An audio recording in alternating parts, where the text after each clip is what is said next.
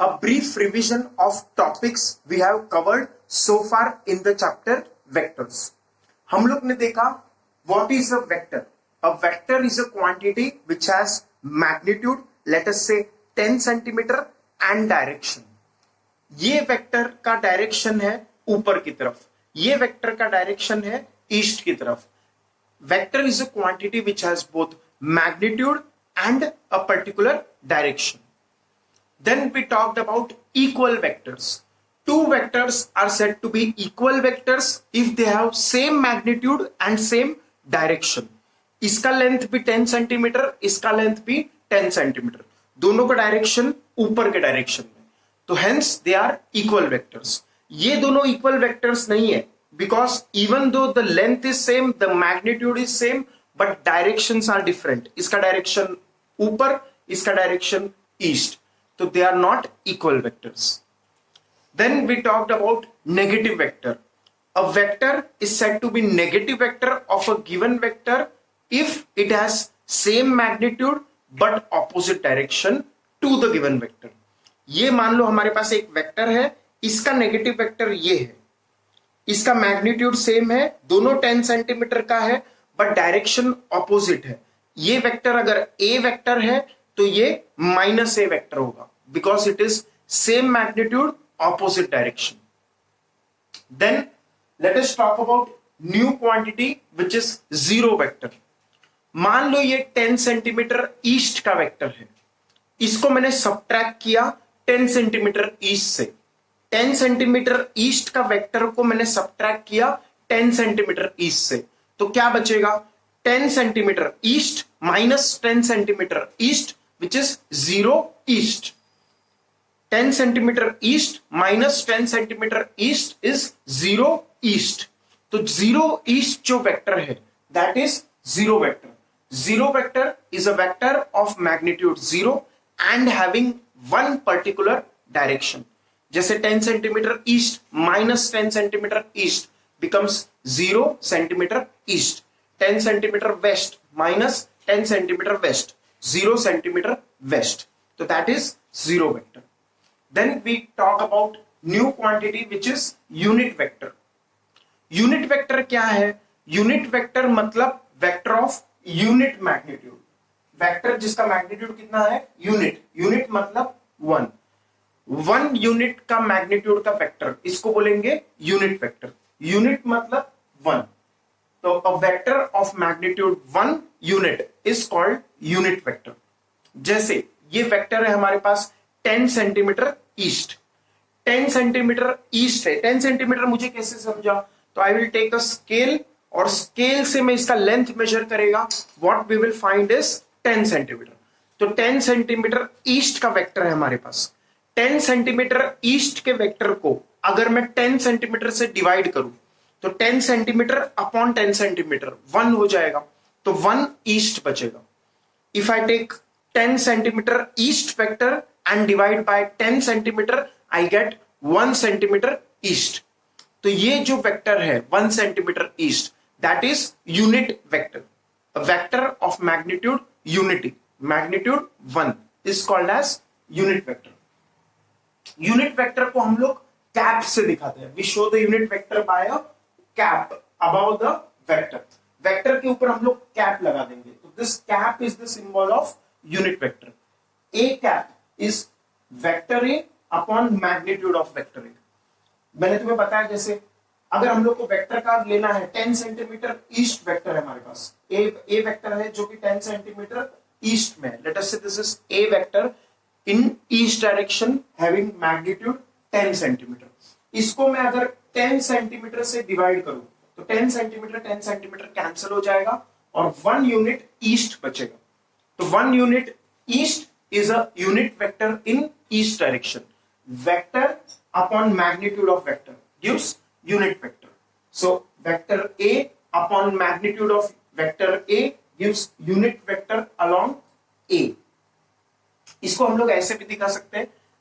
A cap is equal to vector A upon magnitude of vector A. A cap is equal to vector A upon magnitude of vector A. The formula for unit vector becomes unit vector along the particular direction is vector in that particular direction upon magnitude of that vector. Unit vector is vector upon magnitude of vector. Then let us revise commutative law. School में सब लोग ने commutative law पढ़ा है. Commutative मतलब a plus b is equal to b plus a. तो ये commutative school में ही सब लोग ने पढ़ा है. तो वही वेक्टर्स में भी वैलिड है. Vector a plus vector b equals vector b plus vector a. ये हम लोग कैसे प्रूव कर सकते हैं? Simply we can prove by triangle law. Triangle law से we can prove commutative law of vectors. कैसे प्रूव करेंगे हम लोग? मान लो अगर वेक्टर a एक है हमारे पास और दूसरा वेक्टर वेक्टर b है. Okay, this is vector a, this is vector b. तो vector a plus vector b कितना होगा? तो we will think of it as displacement. मैं यहां से यहां चला वेक्टर a, फिर यहां से यहां चला वेक्टर b. तो मैं कहां से कहां चला? यहां से यहां. तो this will give us the resultant vector. This will give us the resultant vector by triangle law. If two vectors are represented by adjacent sides of triangle, then the third side of the triangle gives the resultant vector. That is addition of two given vectors. Triangle law use करते समय एक vector का head और दूसरे vector का tell coincide होना चाहिए, जो कि यहां पे हो रहा है. अब vector a plus vector b, इस vector b plus vector a कैसे करेंगे? तो हम लोग a वेक्टर को यहां से यहां शिफ्ट कर देंगे. तो now what happens? b vector का हेड a वेक्टर के टेल से कोइंसाइड हो रहा है, तो still we can apply triangle law.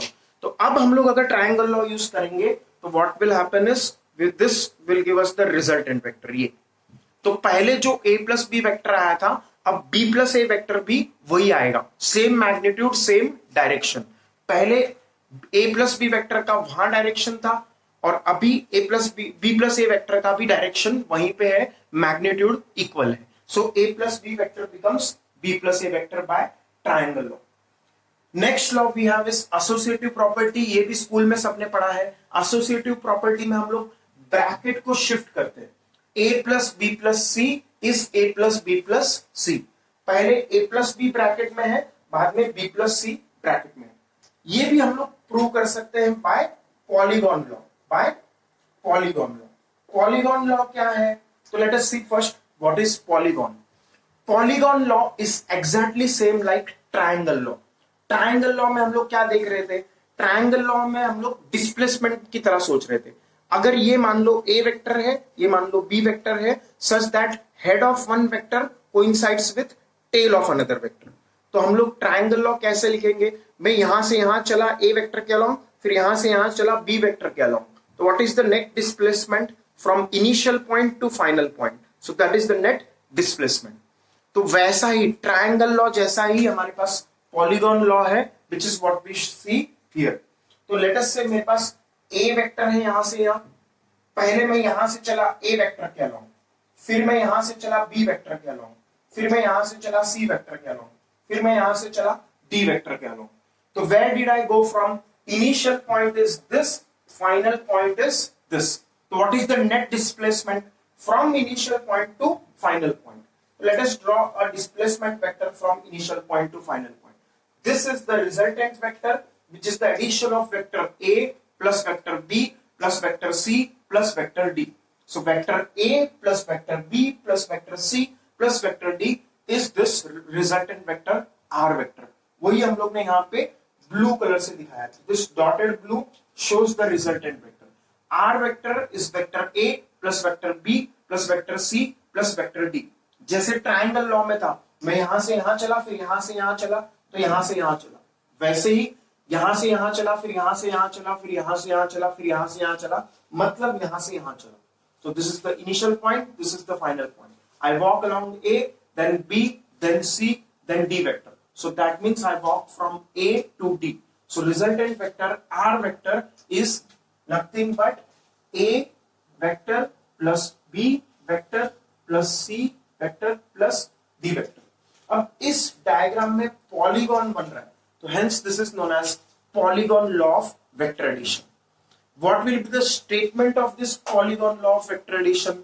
If a number of given vectors are represented by adjacent sides of polygon taken in order, then the resultant vector, that is addition of those individual vectors, is given by the remaining side of the polygon. The final side of the polygon gives the resultant vector. तो ये हम लोग का statement है polygon law of vector addition का। फिर इसके बाद हम लोग और भी थोड़ा याद कर लेते हैं। We have seen parallelogram law of vector addition. Parallelogram law of vector addition कैसा था हमारे पास? वहां पे हम लोग के पास दो वेक्टर्स थे, vector A and vector B, और उसको हम लोग ऐड कर रहे थे। How did we add and what was the resultant vector का magnitude? If you remember the resultant vector is given by this equation.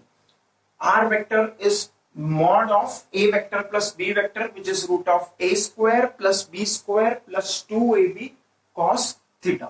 तो ये फॉर्मूला हम लोग ने निकाला, और वो जो रिजल्टेंट है वो A वेक्टर के साथ कितना एंगल बना रहा है? Alpha, and the value of that alpha is given bye tan alpha is B sin theta upon A plus B cos theta। ये हम लोग ने कैसे देखा था? तो we had one vector vector A and another vector vector B, and angle between two vectors theta. When using parallelogram law, we have to make sure that the tails of two vectors coincides. दोनों का tail coincide होना चाहिए। How did we get the resultant vector? We completed the parallelogram, and the diagonal passing through the tails gives the resultant vector. That is addition of two given vectors.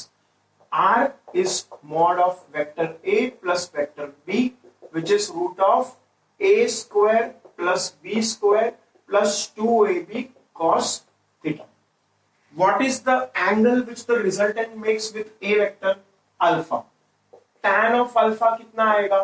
B sin theta upon A plus B cos theta. Okay. So this is how we got parallelogram law of vector addition.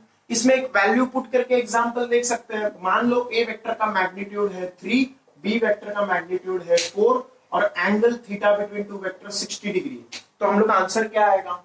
Root of 3 square plus 4 square plus 2 into 3 into 4 into cos of 60।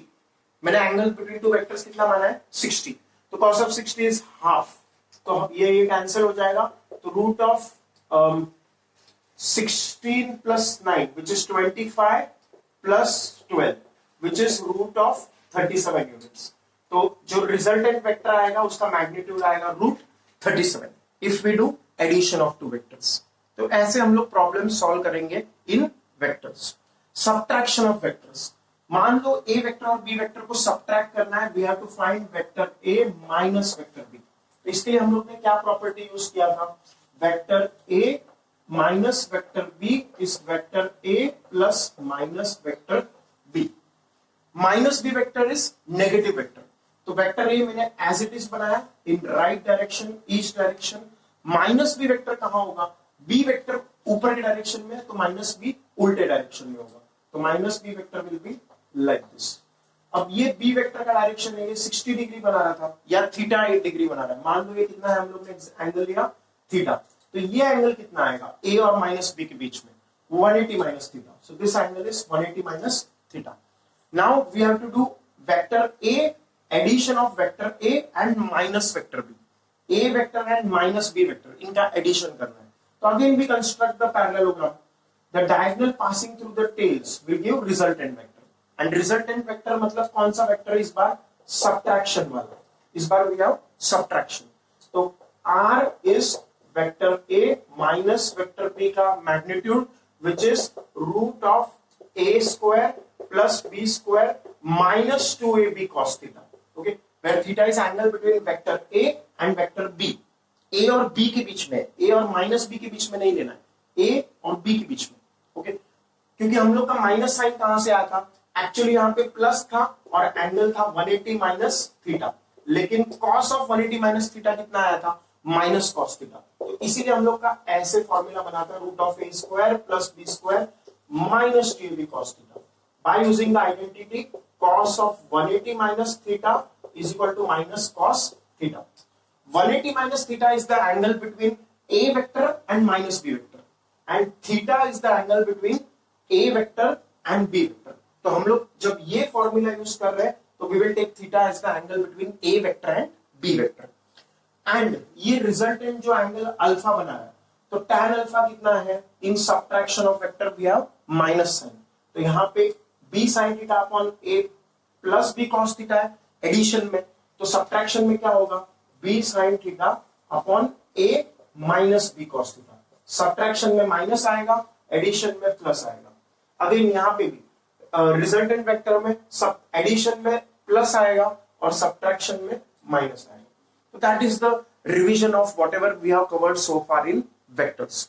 So after this, we will continue with position vector of a point, the representation of a vector in terms of unit vectors I, J and K.